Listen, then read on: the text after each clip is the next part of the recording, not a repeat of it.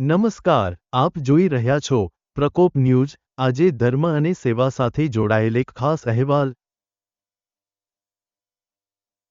છોટાઉદેપુરની જલારામ સેવા સમિતિ દ્વારા પુણ્ય કાર્યની ભાવનાથી હરિદ્વાર ખાતે 34 સ્વર્ગસ્થ આત્માઓ માટે અસ્થિ વિસર્જન કાર્ય પૂર્ણ કરવામાં આવ્યું હતું।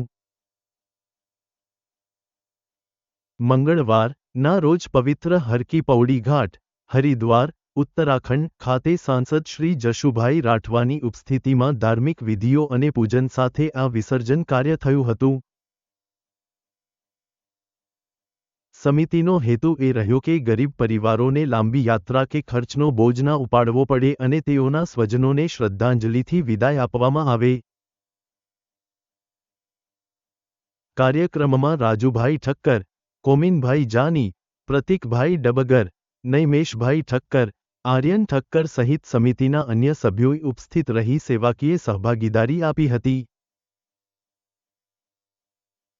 આ ઉમદા કાર્ય ધર્મસેવા અને સમાજસેવાનો સચોટ સંદેશ આપે છે કે જીવન પછી પણ સન્માનપૂર્વક વિદાય આપવી એક સાંસ્કૃતિક ફરજ છે। અહેવાલ: નટવરભાઈ નટુભાઈ પરમાર, પ્રકોપ ન્યૂઝ, છોટાઉદેપુર।